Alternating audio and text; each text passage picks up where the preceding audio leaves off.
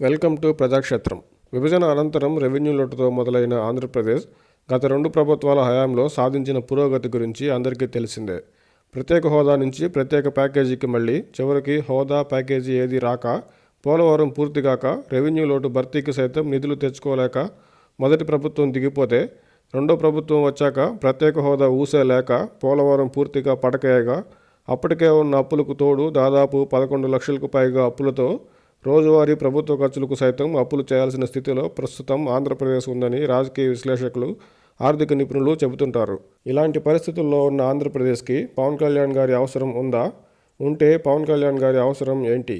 తాజాగా జనసేన పార్టీలో జరిగిన ఒక సంఘటనతో ఆంధ్రప్రదేశ్కి పవన్ కళ్యాణ్ గారి అవసరం ఉందో లేదో చెప్పే ప్రయత్నం చేద్దాం. కొంతమంది బడా నేతలు, వ్యాపారవేత్తలు జనసేన పార్టీకి విరాళంగా భారీ మొత్తాలను చెక్కుల రూపంలో ఇచ్చి, తదనంతరం జనసేన నుంచి వారు ఆశించిన స్థానాలను తమకు ఇవ్వాలని కోరినట్టు ఆ ప్రతిపాదనకు అంగీకరించని పవన్ కళ్యాణ్ గారు వారు పార్టీకి ఇచ్చిన విరాళాల చెక్కులను వెనక్కి పంపినట్టు ప్రముఖ మీడియాలలో వార్తలు చూస్తున్నాం.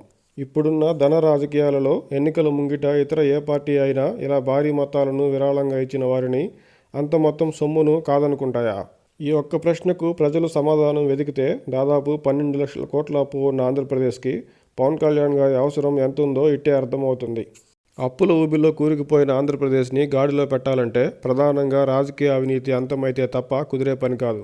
చేస్తున్న అప్పులకు, ఇస్తున్న సంక్షేమానికి, జరుగుతున్న అభివృద్ధికి పొంతన లేని ఆంధ్రప్రదేశ్లో వివిధ పథకాలు, ప్రాజెక్టుల పేరుతో తమ పార్టీల నాయకుల్ని, కార్యకర్తల్ని ఆర్థికంగా పెంచే నాయకులు కాకుండా కాస్తైనా నిజాయితీ ఉన్న నాయకులు, ధనదాహం లేని నాయకులు ప్రస్తుతం ఆంధ్రప్రదేశ్కి ఎంతైనా అవసరం ఉంది.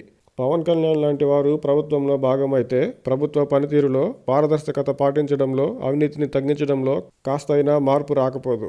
కేంద్రంలో బీజేపీయే మళ్లీ అధికారంలోకి వస్తుందన్న నమ్మకం ఉన్న నేపథ్యంలో పవన్ కళ్యాణ్ లాంటి వారు ప్రభుత్వంలో భాగమైతే ఆయనకు, బీజేపీ పెద్దలకు ఉన్న అవగాహన దృష్ట్యా కేంద్రం నుంచి గతంలో కంటే ఇప్పటికంటే మెరుగైన సహకారాన్ని కేంద్ర ప్రభుత్వం నుంచి ఆంధ్రప్రదేశ్కి పవన్ కళ్యాణ్ గారి ద్వారా సాధించొచ్చు.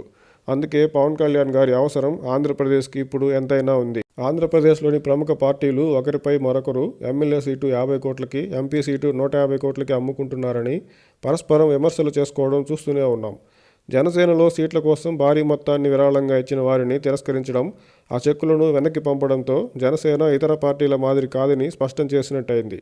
దాంతోపాటు పవన్ కళ్యాణ్ గారిని ప్యాకేజీ స్టార్ అని విమర్శించే వాళ్లకు సైతం ఒక విధంగా గట్టి కౌంటర్ ఇచ్చినట్టు అయింది. దాదాపు దశాబ్ద కాలంగా తన సొంత నిధులతోనే పార్టీని నడుపుతూ, కార్యకర్తలకు బీమా అందిస్తూ, కౌలు రైతులకు ఆర్థిక సాయం చేస్తూ ఉన్న పవన్ కళ్యాణ్ గారు జనసేన పార్టీ ఆర్థిక స్తోమత అంతంత మాత్రమే అయినా ఎన్నికలు సమీపిస్తున్న వేళ సైతం భారీ మొత్తంలో ఇచ్చిన విరాళాలను వెనక్కి పంపడం ఆశ్చర్యకరమే అయినా అత్యంత అభినందనీయం.